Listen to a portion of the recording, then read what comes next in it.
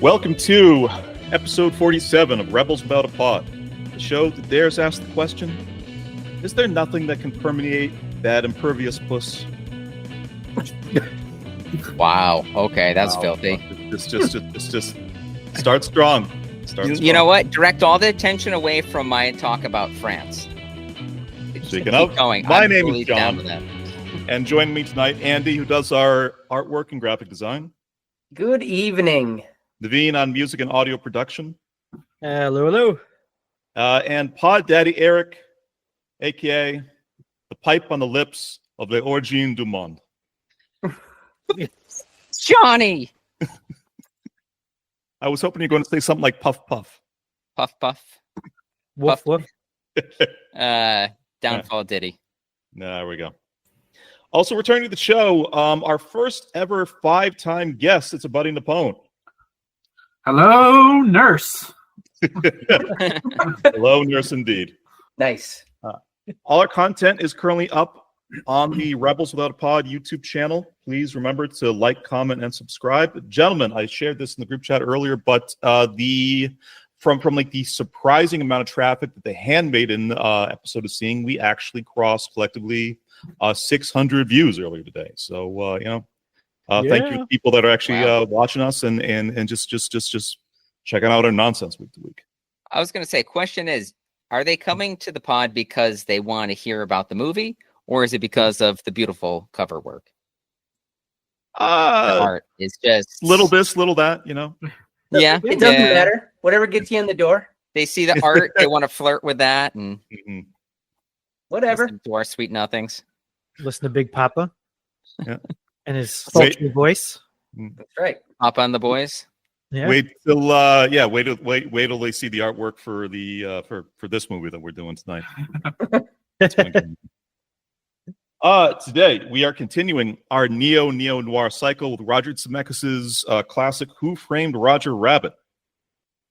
First, we wanted to spend just like a little bit of time. All five of us here is sort of very purposeful. We did a really, really fun episode a few weeks back where Eric was traveling at the time, so Neepun came on, and we did our 1996 movie draft. Where we're competing for like the best rosters of films from that year. Eric's the plan was when Eric got back, he was going to sort of like listen to the episode, think about like the rosters like a little bit, and kind of give us his definitive rankings for who he thought did the best on the draft. Yeah, I heard that was the plan. This is all news to Eric. This is all news to Eric, isn't it? I think I was prepared for the last episode, and then you're like, no, you're fine. And I brought up Armageddon, which was my favorite movie from 1996. And you shot that down, so I just kind of walked away from that. But I mean, I'm still here to hang out if you want to just talk about whatever. Naveen, do we cut this out or leave everything in? We leave everything in. Everything in? Is that how it works here? I didn't read all like the paperwork that you guys gave to me, but I just figured I'd just sign it because I know you guys. I figured you wouldn't do me wrong. It was Don't only worry, 100 nobody's actually pages. listening to us anyway. That's true. I will say this. I was waiting with bated breath for is when John brought up like, so guys, what do you think about like 1996? What was your take on that? You know, high school, it was a different time, sophomore year. And then Naveen starts where he's just like, man, that was a great year. 16, I could drive, driving around. It was a pretty good time. Right. And then I'm just waiting. And Andy and I basically just did the Goat World for a few minutes. Completely. I was waiting for Andy. Right. I was like, oh no, Andy's story's coming up. I'm like, it's just gonna. I mean, totally respect you for being so honest, but I'm like, oh man, here it comes. And then you relayed your story, which I appreciate. And then I'm like, how's Johnny gonna follow that up? And just like, yeah, it was a shitty year. I'm like, what's he gonna say? Oh man, and getting back to that driver's license. Right. I am totally with you though. 16 was a shit year. It really was a shit year for me. That was the transition period. Uh-huh. I was in between things. I was going from one friend group, which is mostly insignificant at that point, to another friend group, and maturing. Maturing. I was blossoming. Like that TV show from the 90s. Whoa. Full House. Whoa. Yeah, Full House, Johnny. The one where the brother Tony was a drunk, but nobody wanted to talk about it too much, and the dad would just play piano over him while he was just like crying about like all the abuse from when he was a child. Right. Whoa. One of my earliest memories of my friendship with Eric was him was sitting in his dorm room. He was on the phone with his girlfriend, and he made up he improvised a full episode of Full House, 22 minutes straight, scene by scene, just completely off the dome. It shattered my brain when I saw it for the first time. I think we know what we're doing for sorbet next week. I'll just say this. I will tell the story if Andy reads his Mars speech Attacks to the Mars Attacks speech to convince his class to watch the movie. I wish I still had it, man. I wish I still had it. I absolutely would. I say that about everything from my 20s. Yeah. Pull out that floppy disk. Don't got it anymore. Yeah. I still have the floppy disk, but that's a different thing. That's because I'm 44. Okay, I will give you this though, right?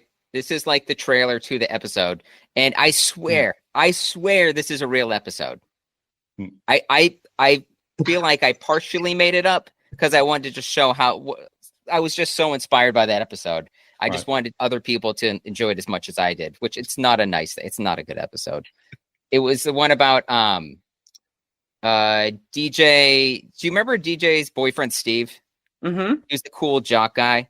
Aladdin. Yep. So, yeah. So there was an episode. I don't know if you guys remember this. Back in the day, they used to do for like TGI Fridays or any of those shows like Step by Step, Family Matters. They'd always have those serious episodes where like somebody's abusing somebody's smoking weed for the first time, or like the very special where they the laugh track would cut out and it would just like the whole tone and vibe would be completely different. And they go, whoa.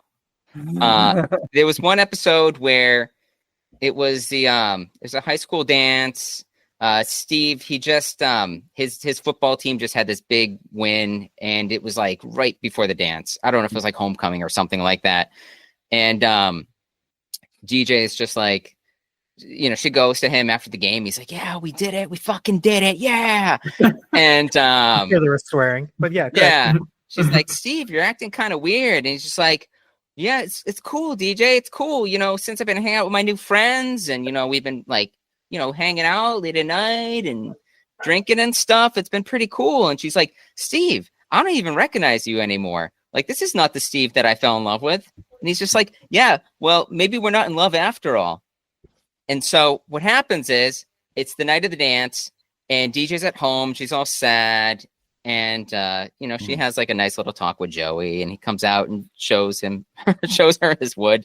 And you guys know what I'm talking about. 22 minutes straight of this. There's some wood. There's some wood involved. I saw of 1999.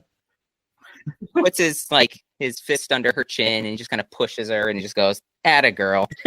And there's somebody at the door. Oh, who is it? And knock, knock, knock. And somebody just bursts in, and it's Steve. And Steve, he's had a few. And he's like, DJ, come on, let's go to the dance. And then she's just like, Steve, I can't be around you when you're like this. I thought we broke up. And he's just like, you're such a dumb B word. Like, let's go. And he grabs her by the wrist, and she's like, I'm not going with you, Steve. And then he just slaps her, and he's just like, I don't need you. And that's when, like, Danny comes in, and like the whole family pretty much comes in, and they're just all staring at him. And they're like, Steve, what's wrong? See, I think you need help. And then he just sits there, and he just starts, like, he's quiet for a second. And then you hear the track in the background where they're like, oh. And then he's just like, drops on his knees, sobbing. And he's just like, I got a problem, and I don't know how to control it. And then Jesse goes, have mercy. and they take a little bike ride and get him sobered up, and then he comes back, and he goes, DJ, I was kind of a dick back there. Do you forgive me? And she's like, Steve, I'll always forgive you. And he's like, will you go to the dance with me? Yeah. And she's like, will I ever? And then Michelle comes out and she goes, you got it, dude. you got it, dude. That's a very long dance for him to be able to sober up and still get to. Look, And have a bike ride. Took a bike ride. He had a little OJ. You know, he kind of worked it out of his system. This episode's going to like 11:30 tonight. I'm saying it again. I just Full want House, to. not a sponsor. Let's kind of get It'll back be to a the episode. 96 kind of draft rankings. Let's Hold do on one this. second. Look it up. Wait, Look it up. Nicole's got something he Hold on, has hold to on. say. Fact check Hold this. on. So I Googled Steve drunk on Full House. And I just want to point out what the AI popped up. In the television series Full House, there's a storyline where Steve Urkel, played by Scott Wenger, is depicted getting drunk. I'm like, that's crazy. That's awesome AI. Yeah. Wait, Urkel? depicted by who? Who played Steve Urkel? Scott Wenger. I think that's the actual person who played Steve in Full House, but Oh, I But- see. Okay. The AI thinks that that he played Steve Urkel rather yes. than DJ. Yeah. Is it Very white. Urkel or Urkel? That's Stefan Urkel. Urkel. Stefan, damn it. Yeah. Oh, Yeah. it's Jaleel Yeah. White, though. Sonic. Julia Okay. White was, yeah. The guy who did Yeah. Sonic. What? Every version of Sonic. We talked about this in the Sonic 2 episode. All the original Sonic cartoons was voiced by Jaleel White. Yeah, we did talk about that. And he was Yeah. also in the Star Wars show that came Oh yeah, the new Skeleton Crew. He's kind of one and done. He's just in the background a couple times. He looked tired. Dude, That's- he's that's high the all only the time. It's impression Purple Urkel. Yeah. Yeah.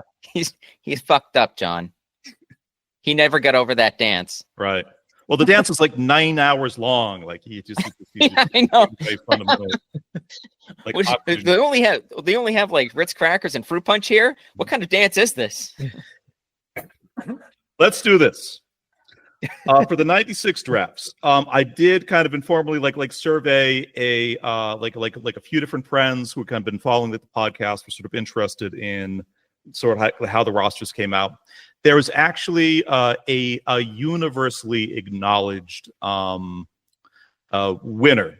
out of the four hosts. So what I'm going to do, I'm going to read. So let's do this. Let's kind of crown like the surveyed one, the surveyed best roster like ahead of time is the winner. But I'm going to go through the rosters one more time and let's see if Eric makes the same pick as everybody else I talked to. I like this. Let's do Ready this. for this? Okay. All right. So it's the four of us: Andy, myself, Naveen, Neepun. We were drafting 96 movies, 6 different categories. Andy had an action from Dusk Till Dawn, comedy, Beavis and Butthead Do America, drama, That Thing You Do, sci-fi and horror, Mars Attacks. For his wildcard pick, he chose Matilda, and for So Bad It's Good, he chose Black Sheep. Okay. Oh man. All right, good luck. For myself, in action, I got The Rock. Comedy, Kids in the Hall, Brain Candy. Drama, Fargo. Sci-fi horror, The Island of Dr. Moreau with that extremely crazy Marlon Brando performance. Wild card, I had the Baz Luhrmann Romeo and Juliet. And So Bad It's Good, I had Leprechaun for : in space. Kind of a cult classic for my brother and I. Naveen, in action, he had Independence Day. Comedy, Biodome. Drama, Train Spotting. Sci-fi horror, Frighteners. Wildcard, he had The Birdcage. So Bad It's Good, he had Dragonheart. And then finally, Neepun, for action movies, he had Twister. Kingpin, and comedy. For drama, Fear. And I know a personal favorite of Eric's. Sci-fi horror, he had Scream. Wildcard, D3, The Mighty Ducks. And for So Bad It's Good, the Sylvester Stallone sort of like disaster thriller, Daylight. Okay. Wow. Like I said, everybody I surveyed had the same answer, which which roster they thought was the best of the bunch. But Papa, what do you think if you had to pick one? This is difficult. I don't know your friends too well, and my guess is they would have picked your choices. That's my guess. But really? Which one do you think was was the best? Which one do I think? This was a tough one for me. It's either Naveen or Neepun. Okay. Both of you have some good movies. Do you want to hear the rosters? Choose wisely. Yeah. Choose wisely. Yeah. Present them.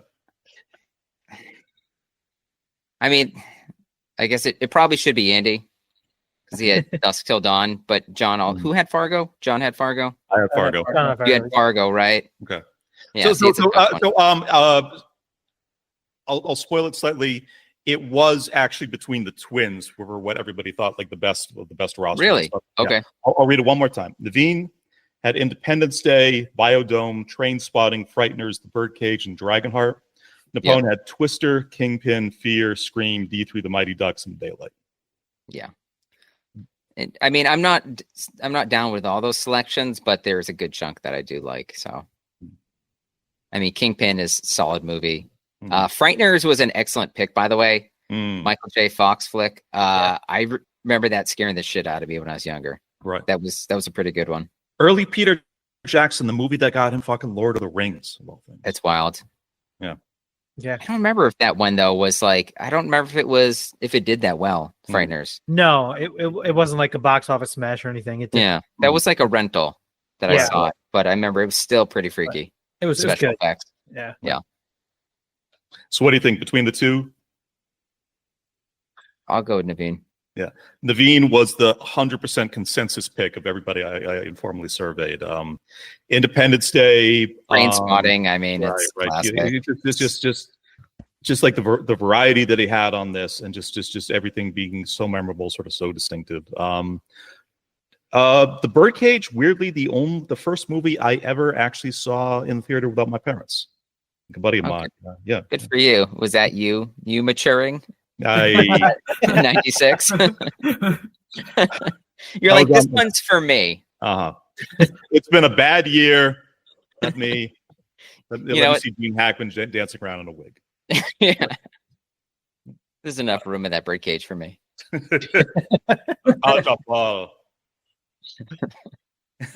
you see the version.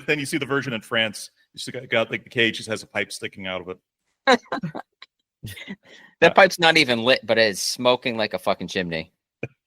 All right. Any kind of case. So really fun episode. I'm thinking just informal survey between you guys. If we do this again, 2007 or 2005, what do you think would be like the best kind of like follow-up draft? I don't know which is which as far as what came out when. So 2005, so I can put Kiss Kiss Bang Bang as my comedy or noir selection. All right. 2005, weirdly, if you count the American release of Kung Fu Hustle, it's actually like the single year we've covered most on the podcast. Oh yeah. Yeah. I was gonna go with 2005 as well, and then also because 2007, I think that was Iron Man, right? So yeah. It's no Country for Old Men, Iron Man. It's a crazy year. Right. I'm cool with either one. Yeah. Sweet. Any kind of case, let's get on to like the movie itself. So continuing our Neo-Neo-Noir cycle, Who Framed Roger Rabbit? Now, this is a 1988 noir comedy directed by Robert Zemeckis with Bob Hoskins, Christopher Lloyd, Charles Fleischer, and weirdly uncredited Kathleen Turner as like the voice of Jessica Rabbit. Like there were a ton of just very, I don't know whether it's like a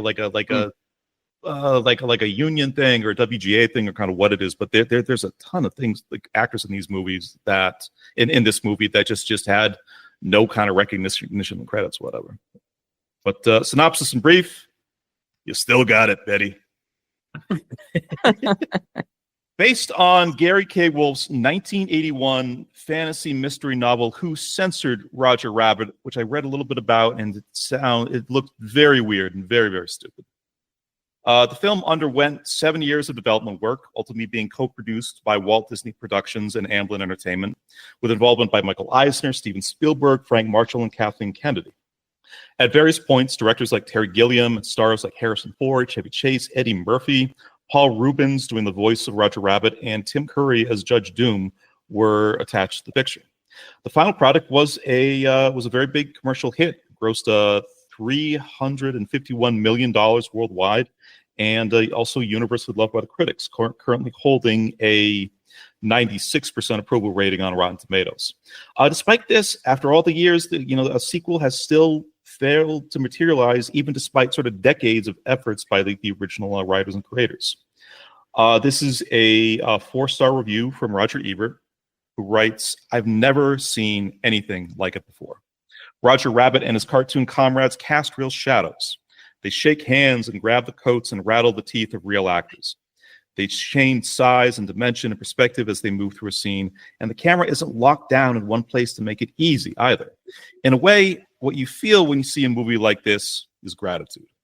You know how easy it is to make dumb, no-brainer action movies, and how incredibly hard it is to make a movie like this, where every minute of screen time can take days or weeks or months of work by the animators. Watching this, you're glad they went through all the trouble." Naveen, so I believe that this was your pick for the cycle. You want to tell us a little bit about why this was your choice? One, I just loved it as a kid. It was really well done. I know it's one of our questions, but just the interaction was pretty awesome, as you just read as well. Casting shadows, the interaction between real life and cartoon was just really neat how they did it. And, back then being a kid was like, you were mesmerized. It looked great. Mm-hmm. And now as an adult, I actually tried to watch and scrutinize and look closely. Mm-hmm. And part of it, I still couldn't tell. It was really well done. The timing. Come back to a lot, but it's just that this movie, just on a technical level, is so astounding. It was. And then the other part was, our theme was Neo-Noir. Mm-hmm. And this has that noir aspect, got the detective and there's no question it's a noir movie. But it's kind of not, though. It's like a parody of it. They're making fun of it a little bit because it's got some comedy stuff to it. So it's really neat how it's all put together. And I just thought it'd be great to talk about as well and bring to life just, one of the first movies of its kind where cartoon and real life actors are portrayed together. I know there have been many movies where cartoons, were dancing along with the actors, but sort of like superimposed. You got your Mary Poppins and Bedknobs and right thing, but basically just sort of cell shaded animation laid on top of film stock. Nothing nearly at this level. Exactly. The real life humans weren't holding the cartoon characters or vice versa or anything. So I thought it'd be a neat one to kind of bring back and just talk about. Sure. General impressions for kind of doing a present day rewatch of this. Could we talk just impressions and also maybe a little bit of your personal history with the film? But Neepun, you want to start us off? So it was a great movie. I agree with Naveen about a lot of what he said about why he picked it is what makes it kind of that great movie. I don't remember this being a big movie that we watched a lot as kids, compared to some other movies, like The Goonies or something like that, where whenever it came on, we probably saw this movie a couple times throughout our childhood or young adult phase. But this wasn't one that you just kind of went back to over and over, like a Goonies or a Home Alone or something. Yeah. I don't recall watching it many times, maybe three at the most, 4. It was a funny movie. It's definitely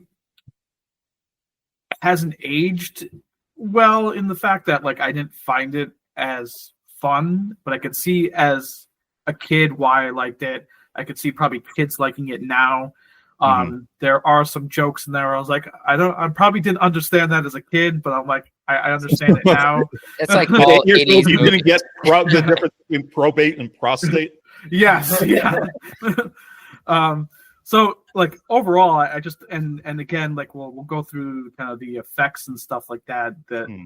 Those it was very impressive watching it as an adult and being like, wow, that they did that in 1988, and you think of the movies that they do now, and they did it completely differently. It's not like they were using the technology we use today then. Yeah, no CGI or anything. Yeah, and stuff, which is pretty impressive. This movie, for me, I mean, it couldn't be more in my wheelhouse if it tried. With the animation, with the comedy aspect of it. I love I was the one that picked the Neo-Neo-Noir, overarching topic for this cycle. I love the noir aspects of the movie. I loved it the very first time I saw it. It's interesting. The last time I watched it, not this time, but the one time prior to that, it didn't really hit for me. I kind of was a little disappointed that I didn't love it the way that I remembered loving it. And then I watched it this time and I was like, wait a minute, it's back. I love it again. So I don't know what it was about that last time I watched it, but thankfully it's back now. So yeah, I still love it. I still loved it. Yeah, it's excellent. For me, I consider this Mary Poppins 2.0. Sure. It's just like the next level of intertwining animation and real life actors. Honestly, right from the beginning, I haven't seen this probably since I was a kid. I've been waiting on this one. I don't know if maybe this was put in like the Disney Vault or something like that. And now with Disney Plus, you can actually watch it again. But knowing that it's there, I was just waiting to save this one. And I just love, there's so many things about it. I think that the funnest part about it for me is just looking to see how many characters I recognize in this film. Sure. And there's so much stuff that I remember too, like Dumbo works for peanuts. Dumbo just shows up. He's outside the guy's blinds and just throws peanuts at him. I'm like, look at him go after those peanuts. That's wild. The Fantasia brooms are swooping up while there's a guy playing a mean sax. Playing like the sorcerer's theme, like jazz sax. Yeah, they had all the animals that were doing it in Fantasia as well. They were doing that like ballet. They had all the tutus on, stuff like that. The hippo, the ostrich. Yeah. But I just love how it was just all the Looney Tunes cast. I mean, literally like almost all the Looney Tunes cast. Then you get all the Disney cast, a bunch of random stuff in there too. And then also it has the fun kid stuff, which my kids would probably like. And then it's got like the filth for adults as well, which I like. Again, a PG movie, but some of what like probate, prostate. That's I'm not 80s drawn that PG way. ranking. Patty cake. Patty cake. Oh, patty cake scene. Patty cake. I love the fact the scene where what was it? Who was it? It's like one of the weasels reached into Jessica Rabbit's like front, and then you get bit by like the bear trap. And he's like, he's like, nice booby trap. Yeah. Or what was it? Eddie lifted his head up when Jessica Rabbit was in his office, and he hit his head on her breasts, and he just said something. I forgot what he said. But he just said fun sorry. stuff like that. Yeah, I know. But I also love some of the small details too, like the password to get into the nightclub. Walt sent me. Sure. Walt sent me. Yeah. Looking at Eddie's brother's desk where they had news clippings of stuff that they solved, like previous crimes they solved or mysteries they solved. They had one where it said Donald's nephews, Huey, Dewey, and Louie returned. Goofy cleared of spy charges. That made me laugh really awesome. Really. Yeah. That was awesome. Yeah. So I really enjoyed it. I thought it was good. Yeah.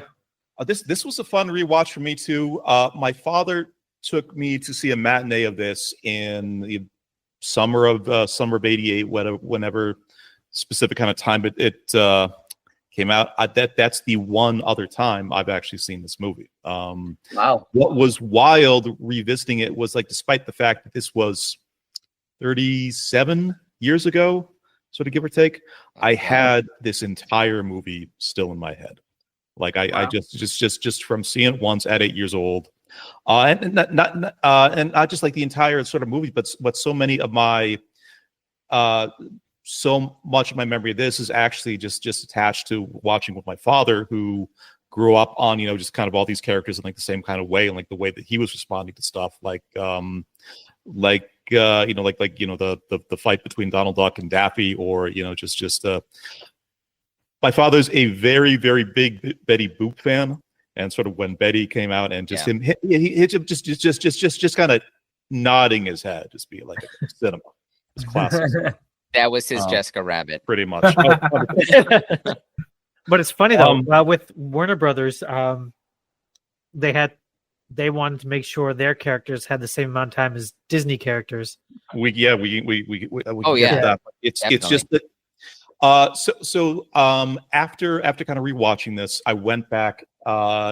The podcast Blank Check and the Doughboys did like a crossover episode where they had like a 3-hour long conversation about this, which is considerably funnier and far more entertaining and better informed than any bullshit like the five of us are going to come up on this episode. But don't say yourself short. You're a fucking guy, John.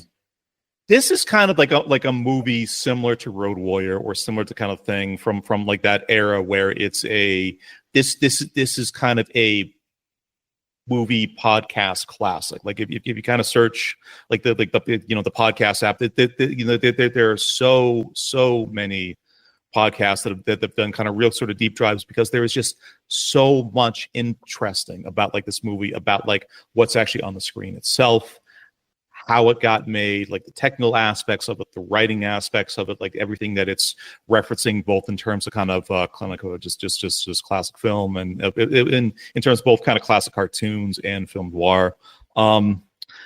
I earlier this week made the mistake of on Monday night, out of boredom and morbid curiosity, going to the Minecraft movie, which is a similar in the crudest ways you can think of, is kind of a similar film, and that you have kind of like this crossover between like these live action characters and these sort of just wackadoo kind of creations from like a fantasy world, and just the ugliness of the Minecraft movie, the lack of wit, the lack of kind of just anything kind of artful or graceful about it.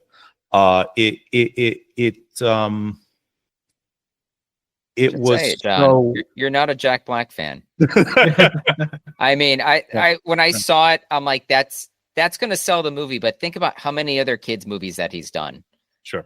Like he's like Chris Pratt for like kids animation or something. 100%. I mean, I was like, oh God, because so Ray saw it and he goes, oh, there's the guy that does Koopa, and I was like, yeah, that's the guy that does Koopa. Mm-hmm. And I'm like, and that's also a guy from like School of Rock. He's like, what's that? I'm like, you probably don't watch it. Probably not yet. What about Kung Fu Panda? I didn't say Kung Fu Panda. Yeah, Kung Fu Panda. He's on all those. I mean, he's so you could tell from the voice. Yeah, cool. Yeah. Jack Black's like face isn't in Mario, right? But no, this was just kind of a this was really like a delight to revisit for me. Let's kind of give like a little bit of just kind of like time just to talk about like the special effects. Obviously, you can kind of go on IMDb, and there's just reams and reams of just sort of kind of in the trivia section of just how they did the different things. But Eric, why don't you start us off, like talk about the effects side of this a little bit? Yeah. So again, like you're saying, there's some moments from this movie that I just hit me the right way as a kid, and it still felt that way watching it when I watched it the other day. The one that stands out to me the most above all, I love when they have just the animation being, not people being like what do I say, augmented by the animation, but for example, like they have the hole, for example.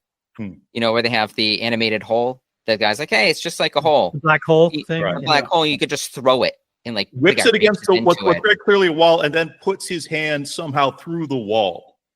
That blew my mind as a kid, and I wanted a black hole. Like I was like, where do you get these? This. It's like when you watch a TV show or something, or you watch a movie, and then they have, you can buy the merch afterwards. I'm like, where do I get a black hole? That is so awesome.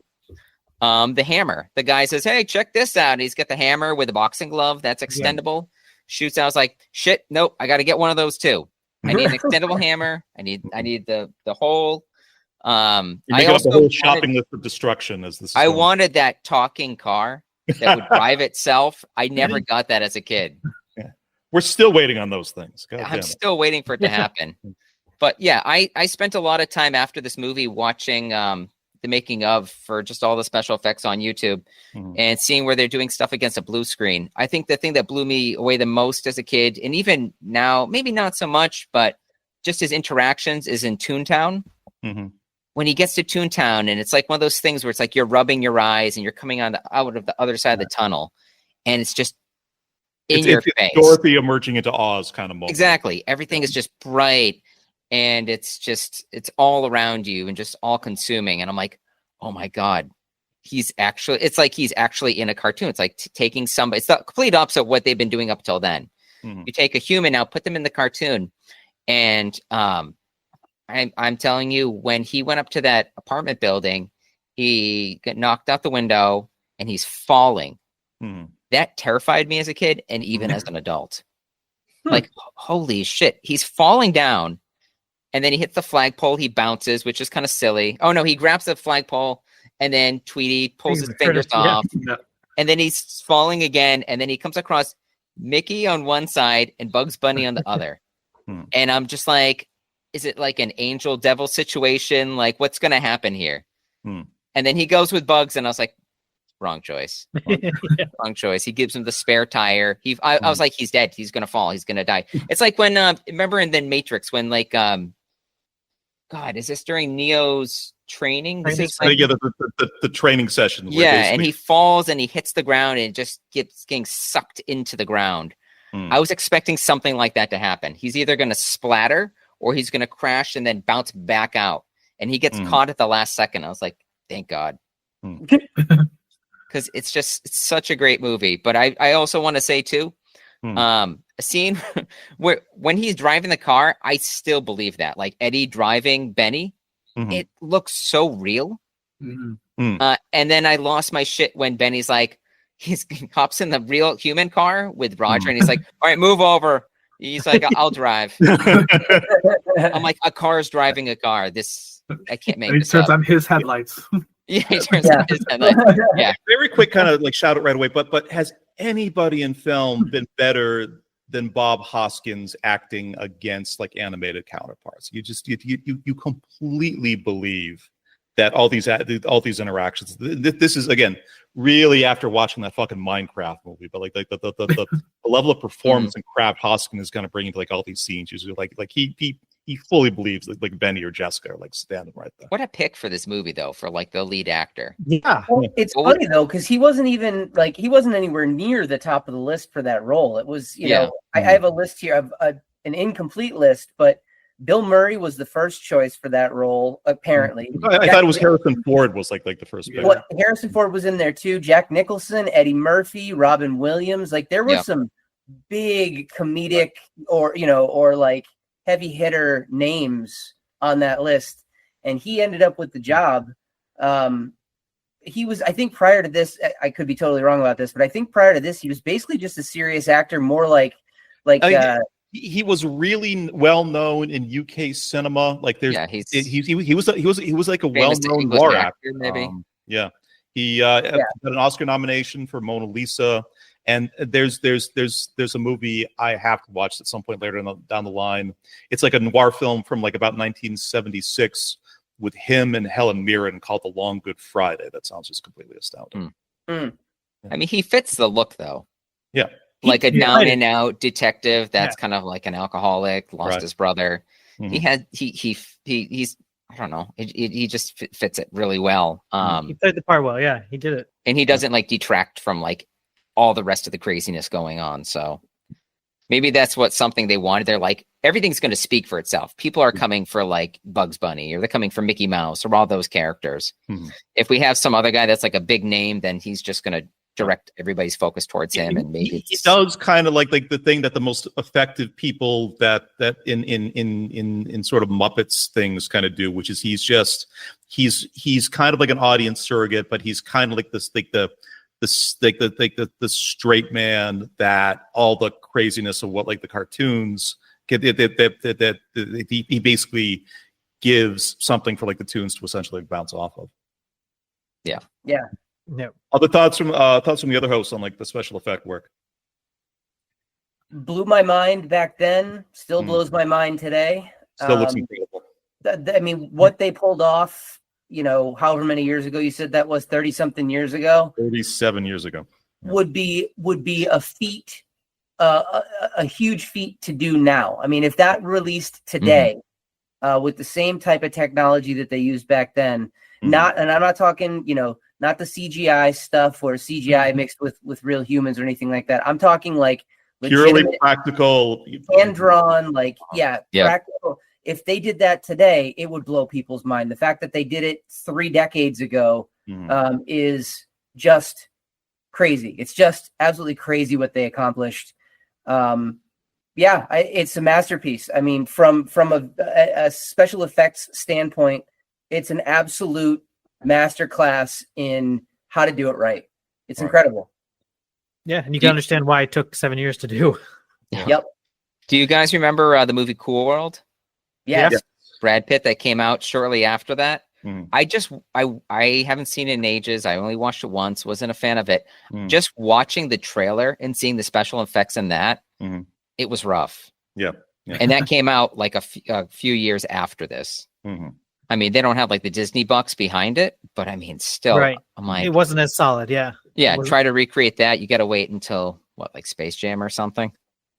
Yeah. Neepun, you got anything in there? Special effects? The special effects were, like, as you said, were amazing. I was surprised. There was a lot of effects in there that looked like they were made for 3D almost. But they never released the film in 3D or didn't do anything in 3D. Oh, I didn't read about this actually. It was kind of cool the way, like, you felt like it was kind of 3D, or you can feel that if you had experience, I guess, with 3D and some of the effects, like the hammer with the thing coming out. That makes sense. Yeah, felt very 3D-esque, like they filmed it for 3D, but or just outside like the really showy ones, but like the fact that they get reflections, that they get like that the lighting on the tunes will perfectly match how like the actual real lighting on the set is kind of like played out, like water, smoke, steam, everything else. Just the job that animators have to do is just. I'm curious who were the lead animators for this, because it's just the animation director is somebody actually like pretty famous. I'm trying to blank on the. Yeah, they went all the way to England for that, right? Yeah. Animation studios. There was something like they had to hire so many extra animators to work on this movie that they basically sort of booked every animation studio in America and Europe for like a big chunk when they were making this. Yikes. Yeah, and they got so far behind. They got so far behind schedule that the Benny the Car side of it, or the big scene with Benny the Car, ended up being kind of like covertly animated by a completely different team back in the United States. And when the head animator found out about it, he was absolutely furious, to the point where he was ready to walk off the set, walk off the film, because he felt like he was being undermined. Really? They were trying to do everything they could to get back on schedule, back on track, including, outsourcing essentially the animation of one of the key scenes. Sure. You know what happened to him, right? Nobody does, but I'm guessing it has to do with the dip. Yep. Speaking of, let's get to a couple kind of talking point questions Naveen came up with for the movie. But when you first saw this movie, did you preemptively figure it? Were you able to kind of preemptively figure out that Judge Doom was actually a tune? And were you able to kind of put that together when you were young? And watching this movie again, is it a little bit more obvious now? I mean, I'm usually the last person to figure things out when it comes to movies. I don't figure out the twist. I don't figure out the who done it. That's not how you watch stuff. No, I'm just not smart enough. But that's fine. Bruce Willis is dead. It was Gay Perry. And it's like, holy shit, what? Yeah.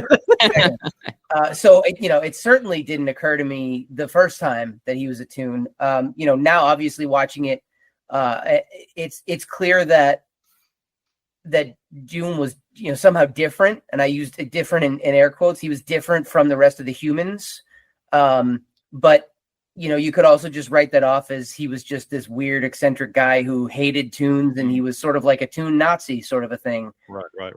Everything else in this movie is kind of so elevated that it's just if he had been just revealed as just a regular weird human by the end of the film, that would not have been a completely sort of implausible story decision. No, definitely not. So I mean, again, maybe I'm dim-witted, but no, it did not occur to me the first time around. And even now, the clues are there, but I don't think that if this was the first time I had watched it, that I would have seen that twist coming.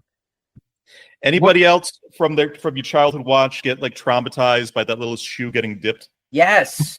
Yeah. That's Who was voiced by Nancy Cartwright. Not the Weasel. Fucking Cartwright. A year before The Simpsons started. That was my fun fact. I watched a video of her on YouTube reenact that scene. Could you share that in the chat later? That sounds. Yeah. It's pretty funny. She's like, nobody believes that I was the shoe that got put in the dip. She's like, I'm gonna do the whimpering sound now. Right. And then she does it like spot on. You're like, yeah. Why did the Weasels continue to side with Judge Doom, knowing that he was going to erase all of Toontown? Because they just wanted to follow someone. I honestly, not to bring it to modern day times of our political environment, but it's just like they were just following the power, right? That's pretty much what. Just say it, Neepun. They're MAGA. They're MAGA. It's okay. All along. It felt like that guy had power, and he probably said, "I'm not going to erase you," or and just care about Toontown. The freedom to do violence and just like the appeal of middle management. I don't know who's been watching the latest season of Daredevil, but there's actually almost there's a very, very similar kind of subplot involving the Kingpin, who in the season becomes like the mayor of New York. And he basically sort of like kind of similar to the Weasels, takes like a bunch of kind of like a shitty NYPD cops and kind of just turns them into like a vigilante like task force. Toadies. Yeah. Toadies. A few episodes of the new Daredevil. That was pretty much the first thing. It's really good. I recommend it. Yeah. But sorry, go ahead. I was gonna say, I mean, I can't figure out why the Weasels followed it. I mean, that's probably as good as I can put it as well, but it was just odd. That's like, here you go. We're gonna put everybody in the dip. I mean, I think too. They didn't portray as stupid. That's a good point. It's like the threat of the dip. Like, there's a lot of reasons why they should side with him, but it's I don't know. They're just laughing all the time. They don't take stuff seriously. I'm like, some Weasels just want to watch the world burn. Yeah, exactly. They're like, Doom's like, hey, you know what? You can use. He's like, I won't put you in the dip, but you can use the dip cannon to just like destroy the shit out of all of Toontown and everybody. And they're just like laughing. And they're like, sounds good. Right. Sign me up. So I just wanted to go back to the Judge Doom thing. Is what was like the clues really that you saw? I mean, it looked like I saw a clue. Kind of like cartoony, but I didn't think they spelled it out as clearly. Dip gets spilled. I think it might be in like the fight in like the station bar. But Doom and all the Weasels sort of jump away from the dip at like the exact. Yes, but wait a minute. Hold on. Who? If somebody dumped an entire 200-gallon container of turpentine towards you, wouldn't you jump back too? Fair. It was like steaming. It was all the bubbling. patrons in the bar jumped back too. That's what I'm saying. Like, who's gonna let that just wash over their feet? I mean, they're very subtle. I think. I mean, maybe that was one of them. But yes, everybody. His teeth were always like ultra white. They were like bright white, like somebody just kind of like painted them on. Always wore those dark sunglasses. But the thing that scares the shit out of me is even though he gets okay. So if you haven't seen the movie, at the very end, Doom gets steamrolled. He gets glue on his shoes and his gloves and stuff, and then gets stuck on like a steamroller or something. Yeah. And gets rolled over and squished, and they're like, And then he just like slips out and he's all flat, starts moving around. They're like, oh my God, Doom was a toon? A very creepy bit of animation there. They must have. I was not convinced because it's like a human skin. It's like a suit, like a human suit. And even when he fills himself back up with air, the only things animated are his eyes and like his mouth is so weird. I was still not convinced. I'm like, he can't be a cartoon because he doesn't look like a cartoon like the rest of them. Why is he still like the kind of thing? Because when you see his body dissolved and at the end, and yes, this movie does basically sort of end with Mickey Mouse staring in horror at a dissolved corpse. But I think it's kind of like even like the clothes and like the skin and everything else. I think that's the only what he looked like as a toon originally is not kind of even sort of really kind of revealed in the movie because it's only his eyes. I think that you're actually getting that. I was hoping it was Goofy. I don't know why. I was just like, please make it Goofy. Right. Sorry, Mick. Squish. Did Jessica Rabbit make a strong impression on you as a young man? Other cartoon crushes from that era? Of course. Bud, of course. Who's going to say no to that? She left a huge... What? What? Okay. Wasn't for me. You're a liar. You're a goddamn liar. Jessica Rabbit. I mean, come on. And that's the thing. You're like, what's this female rabbit going to look like? And then she comes out and it's just like, whoosh. Like, present them. And it's like... In my notes, I wrote, and I quote, OMG, yes, exclamation point. Yeah. Just not into older women or too much of a thing for me. It was kind of like seeing Princess Jasmine on the big screen, and I think like in Aladdin, that was 1992, probably kind of kickstarted puberty earlier for me. So wait, which one, Aladdin or Jasmine? You mentioned both of them. Because I actually have like a friend around our age who's gay and said actually seeing Aladdin on the big screen for him around the same time was actually kind of like, oh, and now I know what I like. We've had that conversation where it was also the Robin Hood movie as well, the Disney animated Robin Hood movie. Maid Marian. Yeah, Maid Marian. Really? Yeah, that was on my list. Yeah. For sure. Wasn't Maid Marian a fox? She was. Yes. She was a foxy fox. I have talked to like a number of women around our age who had big crushes on Fox Robin Hood like back in the day. Yep. I mean, I get a little freaky too, but I also like that female squirrel. Chasing the boy around in Sword in the Stone. Yeah. Yep. So when Bugs Bunny dressed up as a girl, did that? In The Barber of Seville, where Bugs Bunny came out dressed as a female, I was half chub. I gotta say, Chitara. Yes. Yep. Top of my list. Chitara. April O'Neil.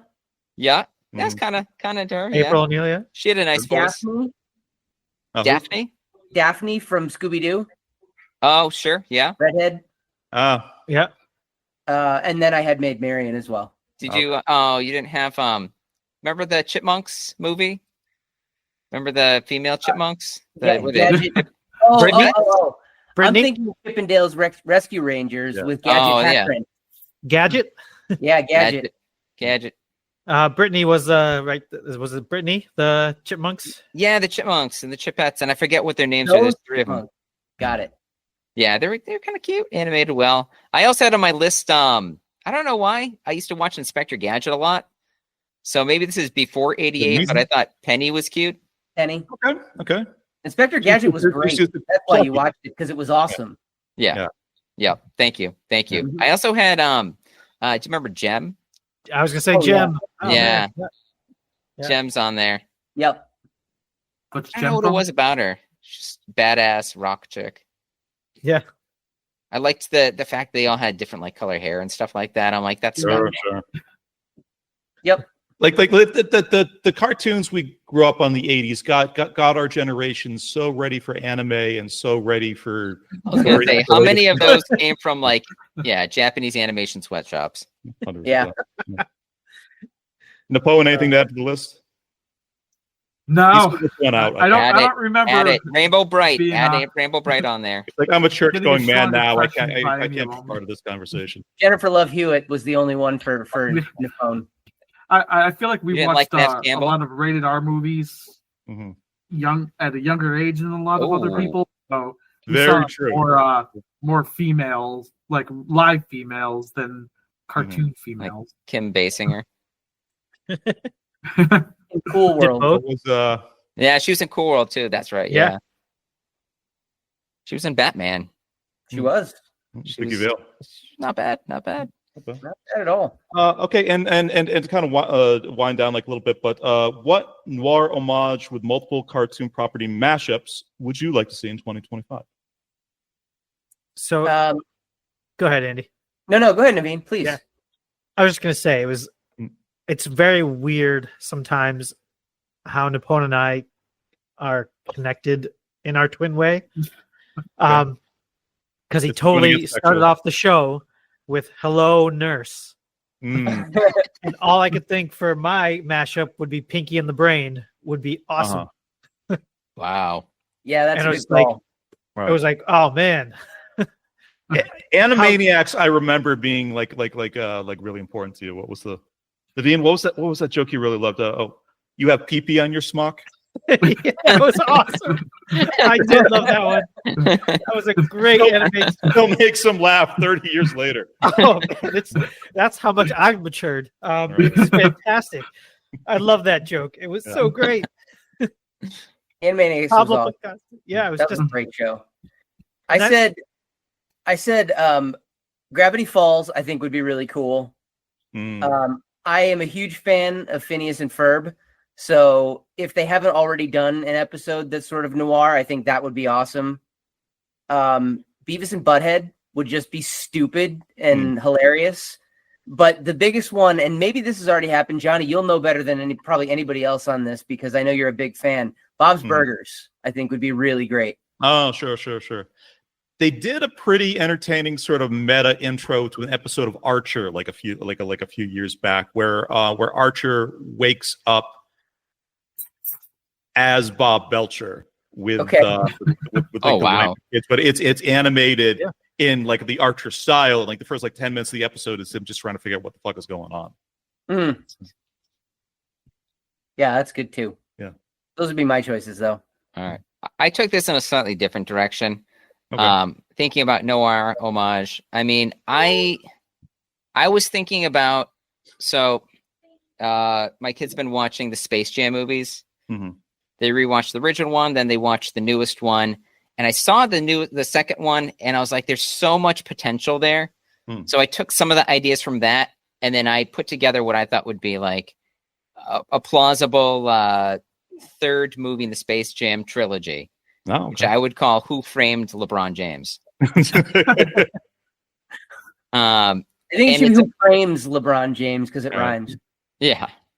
And so it's about a lead detective played by Michael B. Jordan, who's hired to investigate the murder of his estranged father, Michael Jordan, by LeBron James.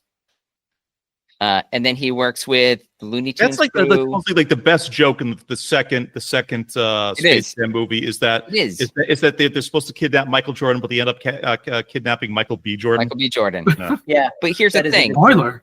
What a throwaway movie. There was so much potential because remember they went to like all the different worlds to find the different characters to join their basketball team, but they didn't really integrate those characters too much into those scenes. Like I think they passed maybe Clark Kent at one point, and you're like, oh, hey, that was Clark Kent or something like that. And it was like Bugs Bunny's playing like Batman and LeBron James is playing Robin. But I'm like, what if like they did this and it took place in like LA? Not in like the Space Jam world. So it was kind of like bringing it on the same turf as like Who Framed Roger Rabbit. But then you also introduce all those other like WB owned properties, which I didn't realize there's so many because I mean, you have Looney Tunes, you have, Batman, the animated series, of course, would be a fantastic one to bring in. Rick and Morty. Rick and Morty, So Adult Swim and Cartoon Network, both owned by Warner Brothers. So you can touch any of those like Powerpuff Girls, Adventure Time, Finn and Jake, Courage the Cowardly Dog, Teen Titans Go, yeah, Rick and Morty, Scooby-Doo. You could have Harry Potter in there. I mean, other ones I would add, though, I would love to add in Simpsons, Space Ghost, Beavis and Butthead, Mark Grayson from Invincible. Why not? Aqua Teen Hunger Force. Yeah. I mean, bring it back. Bring it back. I just think you could do all of that so much better in a third movie and make it a mystery. I like it. I'd watch that. Yeah. Neepun, you got anything? No cartoons or anything, but like overall for this Sexy, real adult women. Overall, Chitara, played by Ken Basinger. Jennifer Love Hewitt could be in it. Yeah, That's Michael fine. Keaton. The both mashup is just the plot of Kramer versus Kramer. I was just thinking as I was watching this movie as like different options for how the movie could have played out versus like Judge Doom being a tune, and like was it gonna end up being like a dream that he had and it was kind of and wakes up in the real world of the dream and a cartoon world, or like someone else did the murder, like Roger Rabbit was a figment of his imagination or something like that, and he actually did the murder. Yeah. I was thinking that it could have been like a darker movie or something like that throughout this. I don't know, man. It was kind of dark. I think, to your point, though, I mean, underutilized character, Baby Herman. I feel like he could have played a bigger role in this. Yeah, and he could have definitely been an accomplice or something like that. Let's we're running a little over for time, but I think we got to take at least a quick look at that. But why was there never a sequel? Why it just what's interesting to me is, despite how successful this was, how beloved this film was, maybe they've released, I think, maybe 2 Roger Rabbit shorts that ran in front of other movies subsequently, and nothing else. It's kind of more or less vanished from the culture. Why was a sequel to this never made, or at least a spiritual successor? Cost is the only reason I could come up with. But time as well. Yeah. Time is money. I mean, think about it though. It's like Ghostbusters. They had the first 2 movies; they both did fairly well, and then you have the third one, which takes how long to come out? Yeah, forever. Some of this stuff just gets caught and just, I think. Scripts being thrown on people's desks. People, they lose actors, voice actors, they lose animators. Right. The budget falls through. There's so many things that can get involved. And maybe it wasn't profitable enough too. I mean, you think about it, they've made how many Minions and Despicable Me movies, and I enjoy them all, to be clear. But a lot of those are throwaways. There's certainly no staying power in some of those movies, but they make a ton of money at the box office, so they just keep churning them out. Right. Yeah. Like I said, the very excellent sort of blank check podcast they did on Who Framed Roger Rabbit. One of the points they brought up I thought was fascinating was the idea that this movie. Say again. They're not a sponsor. Yeah, not a sponsor, just a fan. And we're not sponsoring them either. Just letting that out there. This movie could not have been made 5 years earlier. And this movie could not have been made 5 years later. Could not have been done 5 years earlier because, just the the technical side of it probably didn't exist at the time, and the movie couldn't have been made 5 years later just by virtue of the fact that Disney at that point would have not probably signed off on something like this adult and sexual and kind of weird. The period of time you look at for where Disney was as a studio. They were actually on the verge of shutting down their animation department because in that part of the 80s, they had flop after flop after flop. Fox and the Hound did very poorly. Don't say Black Cauldron. Don't say Black Cauldron. Yep. No. It's just all things they were on the verge of bankruptcy. The joke R.K. Maroon says at the beginning, oh, we got Dumbo. We got him to work for Peanuts. Is basically where Disney was at this point. This film comes out in 1998. 1989, what movie does this release? The Little Mermaid. Does absolute gangbusters. That gets followed up by Beauty and the Beast. That gets followed up by The Lion King. They've been on basically sort of a run since then. they really needed this paycheck and this exposure really badly, but they just weirdly sort of like the kind of Silver Age Disney was just like a few months down the line, but nobody was really expecting at the time for them to have like the run that they actually did, which is how you ended up with this just completely bizarre kind of just everything on paper. This movie is just so inexplicable. Well, it also explains Bob Hoskins because Sure. he worked for peanuts. This movie made him a star in the States, and like the thing I think he did after this was the Super Mario Brothers movie, unfortunately. Yeah. Yikes. And Hook. Right. Hook, And yeah. Oh yes, he was yeah, great. yeah. He's You great know. in Hook. Yeah, Smee, yeah. he doesn't have a look for a hook. He's more like a Smee. Yeah. My thought on this is kind of similar to Goonies. They were great movies in their own right, and they had a really specific beginning, middle, and end. Sure. I mean, where can you go and make a sequel? And if you're going to use the same characters, it's You've kind of already like, made a perfectly self-contained statement. Why does it? Yeah. right. Yeah, And that's the thing. Again, if you use the same characters doing another same adventure or something, it's not as fun because like why It's does it keep diminishing happening to return. the same characters? Like it's how can you really make a sequel with the same characters and have it be as good or try to be better than the original? Yeah, but I'm going to use this as my opportunity to give another public plea. I think I did this during Big Trouble in Little China. I'm going to say it now. Please do not try to remake the Goonies Hollywood. Don't do it. You don't need a Too late. sequel. Too late. You don't need a remake. It's perfect. Let it be. We don't need to see sloth twerk. We just No, definitely not. Definitely not. Just let it be what it is. It's perfect as it is. Yeah. So let's wind down on the movie there. Devine, this one I think I speak for everybody, was just like a great pick, a real treat, and yeah. Anybody listening, if you've not revisited this, it's sitting there on Disney Plus right now. It's a cool, breezy 90 minutes and change. It's just absolutely kind of worth your time if you haven't like revisited this.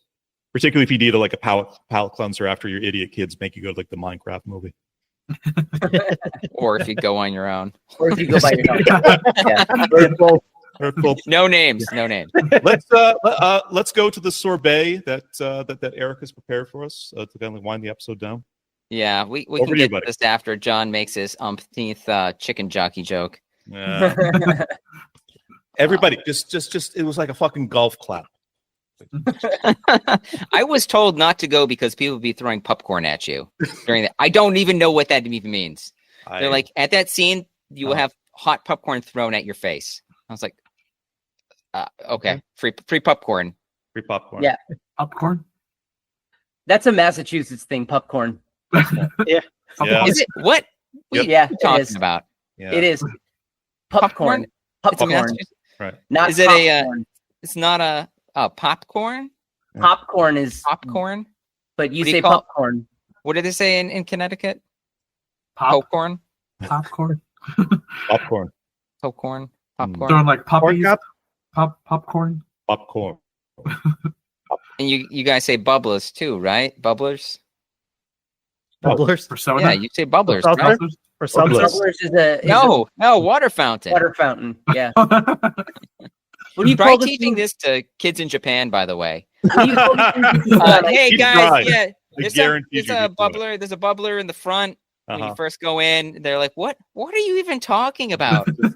What do Maddie? they Teaching call us the things English? that go on ice cream in Connecticut? What do they call it? What? The things that go on ice cream. Cherries? Sprinkles. No. Sprinkles Sprinkles? or shots. You got to be more specific, Andy. Well, I What I they didn't want call to say those- what they call the sprinkles that they The put on. chocolate things that they Yeah, the chocolate and put rainbow on things. top. Okay. Rainbow sprinkles. Yeah, sprinkles. Here Billy's comes and Jimmy's. Jimmy's, where I came from. Oh, I don't know Billy's. I know Jimmy's. Yeah. I had some really crappy human being when I was ordering a sundae for my son with Jimmy's, and this Billy one or behind me Jimmy? goes, "Maybe you shouldn't. That's a little touchy. Maybe you shouldn't use that word. I feel like it's discriminatory because it has to do with like Jim Crow laws." And I was like, "Show me Jim Crow for the Jimmys." and then I typed it in on my phone, Uh-huh. and it just says AI's like, Jimmy's has nothing to do with like Jim Crow laws in the South. It just has to do with some guy named Jimmy came up with like chocolate sprinkles. It was literally a dude named Jimmy. It was just a guy named like James or something, or Jimmy, putting chocolate sprinkles on Sundays. It explained They're that, like, and then it gave like 4 paragraphs on Steve Urkel. Urkel. Kelly. Papa, what do you got for sorbet? I got a sweet sorbet for you fellas. Whoever played, who rented the game Who Framed Roger Rabbit for Nintendo back in the day? I did. It Nope. had, I remember, it's a really exciting thread in the issue of Nintendo Power that covered it. Yeah, and I rented it and thought it was hot garbage. Yeah, this is what that piece of shit looks like right here. Wow, look at that! Nice. Very promising, by the way. It's got Roger. It's got Jessica on the front. I was like, ooh la la. Can you solve the mystery? Right. Yeah, can you solve the mystery? I'm willing to take that on. Or Power Kid on it. It says Power Play series. I think this is the only one in the Power Play series because it did so awful. Grand opening, grand closing. Somebody got injured and somebody else got a power play, so they moved in. Stupid hockey joke. So Roger Rabbit, they had this. I tried playing it the other night. It's an awful game. It does not hold up. You walk around. It's Eddie, Roger Rabbit. You walk around this map. There's a bunch of abandoned buildings. You enter the building. You ask like the somebody 4 there. parts of like Acme's will, and that gets Maybe. you into like the final stage where you fight like Judge Doom. I don't think anybody ever makes it that far, because what ends up happening is you walk into buildings, you talk to somebody, and then they just say either search this building or there's nothing here for you, and you move on to the next building. In between wandering from building to building, you're avoiding vultures, I believe, that are trying to pick up Roger and take him away. Yep. You have to avoid rats, cats, dogs, because they attack Eddie and he loses a life. But then also randomly the weasels show up. And if the weasels grab you, what they do is they force you to answer a riddle or a joke. And I don't remember how many there are. I want to say there's about 20. But every time they catch you, they give you a new punchline. It's like the same cutscene of like the weasel strangling Roger, and he asks Eddie. He gives like the setup, and it's something apparently in the game you just get hammered with over and over and over again. I'm hearing you say present them, so hold on. I'm sharing my screen right now. All right, you guys can't see what it says on the next slides, right? Correct. No. Perfecto. Okay. So yeah, here's a little snippet of the screen where you encounter the weasels, and they grab Roger. They're gonna beat him off the head. One has that club or whatever. He's ready to hit him. This is one of the dumb jokes that they have you answer.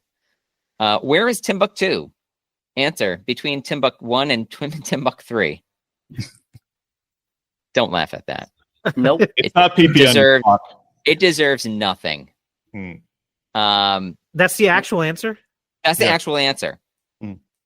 So the dialogue above Eddie's head, you're scrolling through the different answers, and you basically have to find the corresponding punchline. You hold down the select button of all things, and you push left or right to scroll between the potential punchlines to answer their joke. Very bizarre video game. I gotta say, for a Nintendo game, 8-bit, the graphics not terrible. Yeah. It looks okay. Not terrible. It looks fine. I'll let you play it one of these times. Rare, which was actually later became a pretty well accomplished like development studio. Like this is a game with like a bit similar in kind of 8-bit era Nintendo to something like Friday the 13th, which is also not a particularly sort of well regarded game, but like a bad game with like a lot of interesting ideas that sort of became sort of like better understood and kind of more fleshed out and like later on. To give you an idea too, the people that made this, it was called LJN.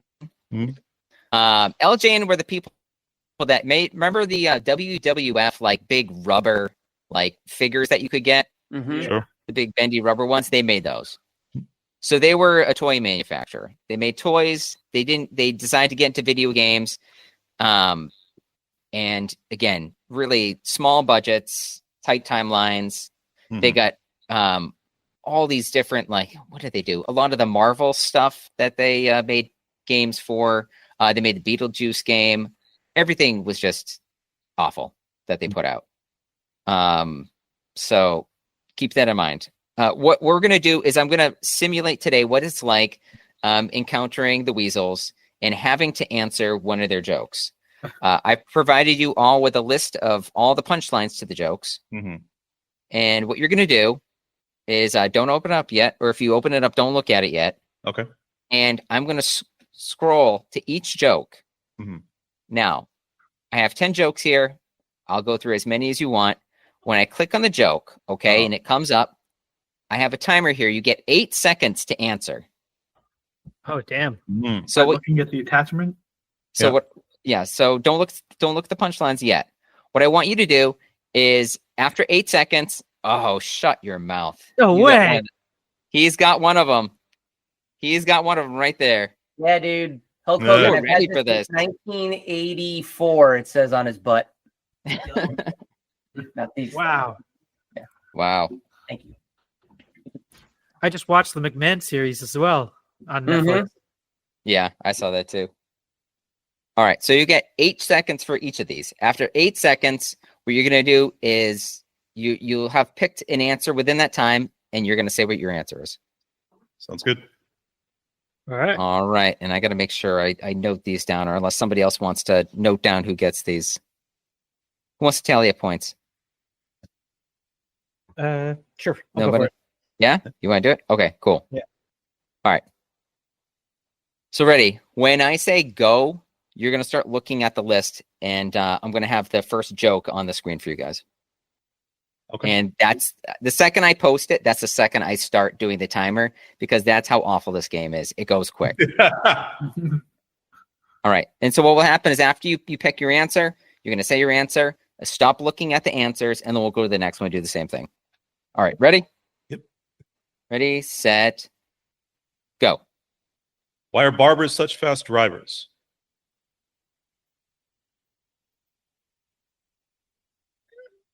All right. Stop. Ugh. Oh, What's your answer? Gets wet. the roller coaster. Benny the Cab. Okay.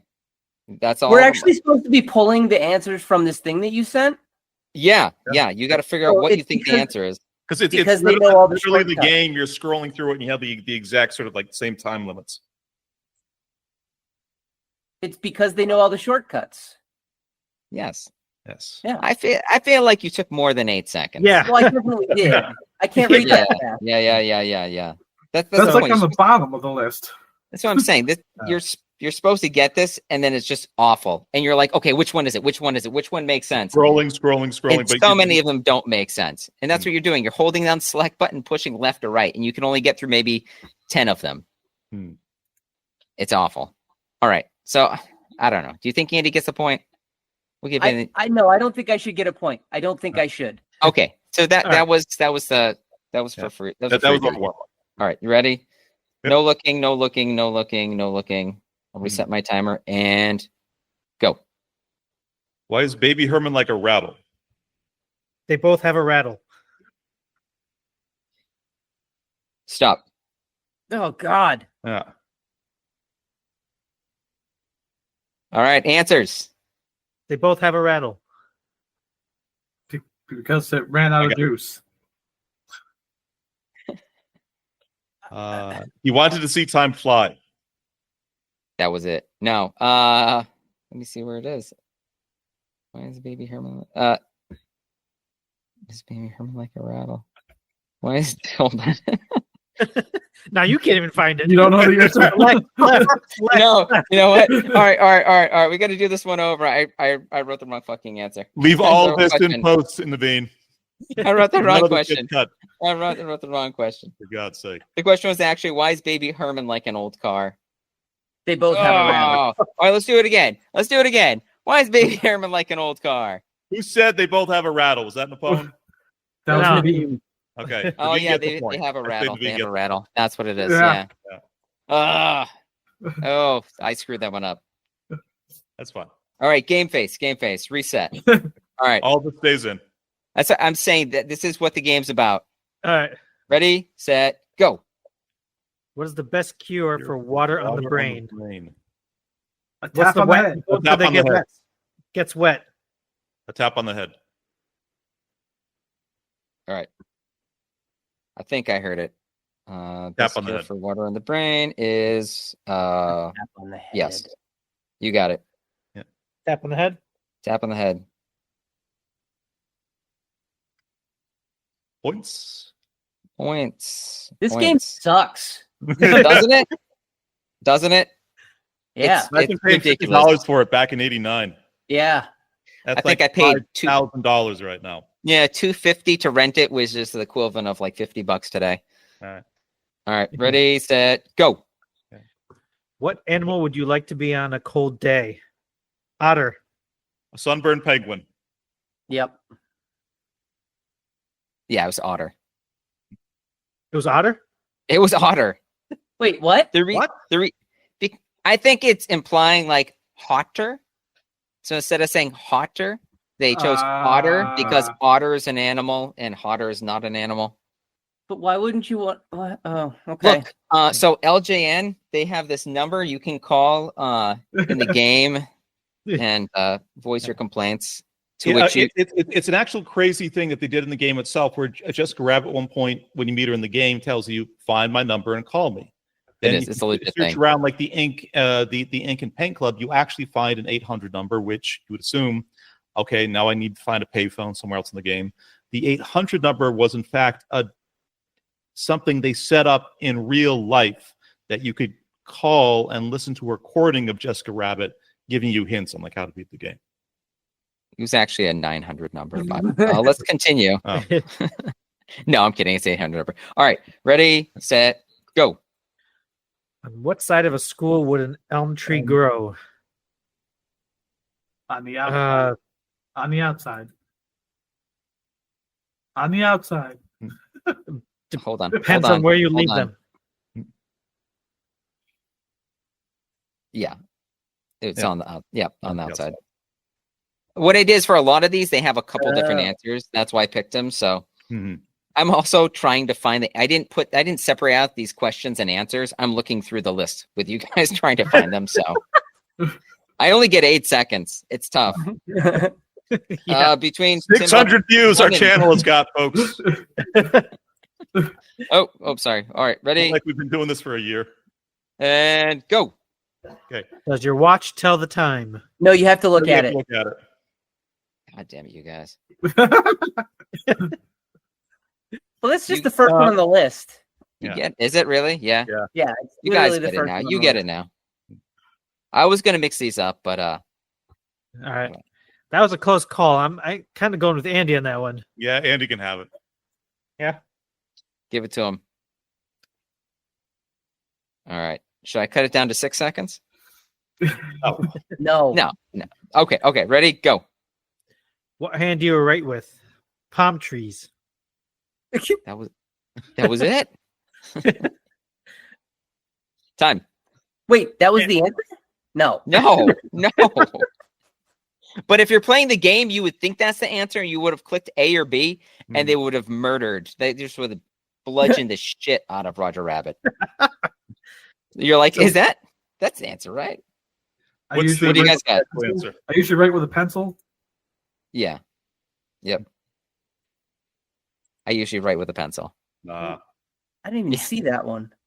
Yeah. That's down towards the middle. Oh, yeah, I see it. The jokes in the movie are so much better than any of these. Yeah. What, you're not convinced the head writers worked on this game as well? I'm not seeing it so far. All right, ready, set, and go. Where do you find a wild boar? Depends on where you leave them. Stop. Damn. What's the answer? Johnny's the only one who got in. Oh, yeah, depends on where you leave them. Yeah.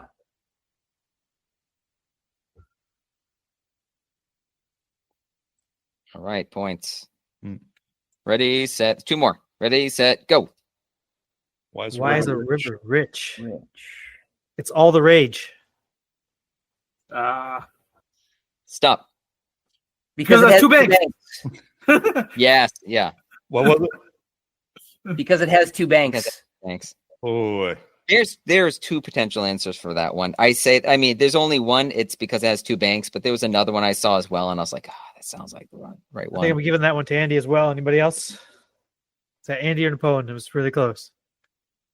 Oh, the other, I don't know.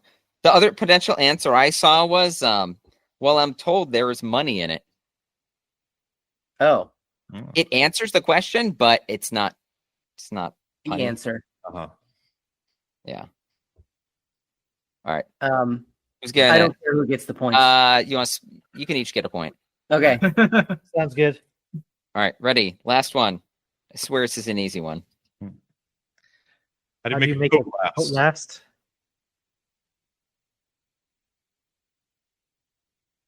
Stop. Damn. You make the trousers first. Yes, that's it. That is such a okay. Whatever. Yeah. Yeah. I would like that 800 number so I could lodge a complaint as well. It apparently the 800 number, they didn't even keep it going for a year, and at some point people will, as a gag, still call the 800 number. It became like a sex hotline at some point. Yeah. The, All right, the Hulkster also thinks that those jokes were garbage, brother. You call the hotline and just like a rubber figure Hulk Hogan answers. It's just like, what is it, brother? Hey, brother. Let me, as a sorbet to the sorbet, read my favorite maybe like line of dialogue from the movie. It's when Eddie and Maroon are talking at the beginning, and they're trying to negotiate his fee, and Maroon goes, "Let's call it a carrot for finishing the job," and Eddie just goes, "You've been hanging around rabbits too long." Perfect writing. All right, who won this? All right. At a certain Andy. level, no one did. Who's in third place? Who was third place? John, Neepun, and I. Ooh, 3-way tie. 3-way tie. Andy It's got almost it with like the Space Jam trilogy. Yeah. Andy got it with 3, and the rest of us got 2. No way! Wow. Okay. Pulled it out. Yeah. Good job, man. Maybe you should have bought the game. Maybe I should have. You would have had a blast with it. I should have gotten it instead of Dark Towers. Yeah, who needs Dark Towers? Let me guess. That was LJN. It should have been LJN. So that was episode 47 of Rebels Without a Pod. Who Framed Roger Rabbit? Devine, great pick, great movie to talk about. We probably keep going for like a while longer, but yeah, that was fun. Any closing thoughts, you guys? Yeah, I thought it was definitely great movie then, great movie now. Little fun little things like you were talking about earlier, Johnny, with some of the writing. Hey Roger, what happens in the middle of a song? Bridge, and then the bridge. It was great, and as much as that riddle stuff sucked, that was a lot of fun with the game there. Just to try to figure it out. So you're being kind. It's not fun. It was awful. Fun trying to realize it right now and see how shitty it was, but I'm sure I would have hated it playing the game. Right. That's what I'm saying. That's why I titled this "Shitty Punchlines" to "Shitty Jokes." It just awful. Nostalgia can be such like a thick lens for every like Metroid or Legend of Zelda or Mario 3 that you had on like Nintendo back in the day. There was so much garbage like that. That was the beauty of renting games. You save your parents so much money. I mean, think about it. Like is $50 for a new Nintendo game back in the day. You're going before Nintendo Power even. You're going off of what cover art, and you're like, this looks like fun. And it's no internet. Review magazines were barely existed or were expensive or like expensive. Dude, it's a hot turd that cost your parents what would be equivalent of today, like $80. Yep. Yep. You never know. Yeah. So yeah, but a lot of fun. For next week on the show, I believe we're sort of missing Andy, so we're still trying to figure out what our exact format is going to be. But when he's back, we're going to be winding down the Neo-Neo-Noir cycle with Andy's pick, which is Warren Beatty's 1990 film Dick Tracy. I think that's going to be like another very, very, very dense, very interesting, a lot of stuff to talk about there. Let me ask, when's the last time you've seen this movie, Andy? I don't even maybe the original time I saw it. It's been wow. Okay. Yeah, all right. That time. I'm praying this holds up. I Me was. too. I think it still has a pretty good rep. It's kind of very similarly to Roger Rabbit, like just like the costumes and effects and kind of sets and everything else are sort of famously really just well made for its time, and it could like supposedly like pretty interesting to sort of go back to. Plus, like the comic book, it's the comic itself and the mindfuck weirdness of how Warren Beatty has held on to like the property since then. I think there's going to be a lot to kind of chew on like in that episode. Yep. I have to apologize. I mean, I stated it earlier that Warren Beatty was a MAGA supporter, but he's not. So I just want to say from the bottom of my heart, I'm sorry, Mr. Warren. No. Mr. Beatty. Mr. Beatty. I was sorry. If I say Mr. Beatty, it sounds a little filthy. So It does. It does. It does. It does. We'll have to put a pin in that joke for next time. Yeah. Who's gonna reprise the role as Mr. Beatty? It's got to be you, man. Oh no, Warren Wahlberg. Live from the basement. Live from the basement, Mr. Beatty. Anyway, gentlemen, thank you so much. Neepun, thank you especially for kind of joining back in. Thank you. And talk to everybody soon. Bye, everybody. See you later. Later. Bye.